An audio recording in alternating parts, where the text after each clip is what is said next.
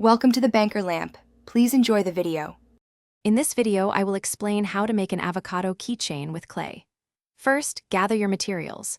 You will need polymer clay in 3 colors: light green for the flesh, dark green for the skin, and a small amount of brown or black for the pit. Also, prepare 1 small eye pin, 1 jump ring, and 1 keychain ring. Ensure you have a clean work surface and basic sculpting tools, along with an oven for baking your creation. Now, let's shape the avocado.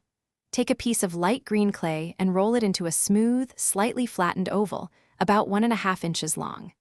Next, take a slightly larger piece of dark green clay, roll it into an oval, flatten it, and then carefully cut it in half lengthwise. Gently press your light green oval onto one of the dark green halves, leaving a small, even border of dark green around the edge. It's time to add the pit and prepare for baking.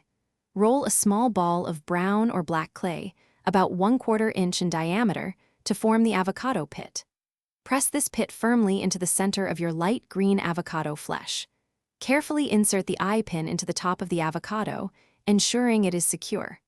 Then, bake your clay avocado in the oven following the specific temperature and time instructions provided with your polymer clay, typically around 275 degrees Fahrenheit, for 15 minutes. Finally, let's assemble your new avocado keychain.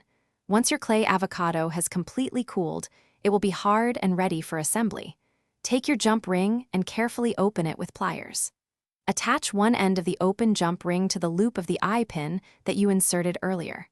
Then, thread your keychain ring onto the other side of the jump ring. Close the jump ring securely with your pliers to complete your adorable avocado keychain. Thanks for watching. If this was helpful, leave a like and consider subscribing. See you next time.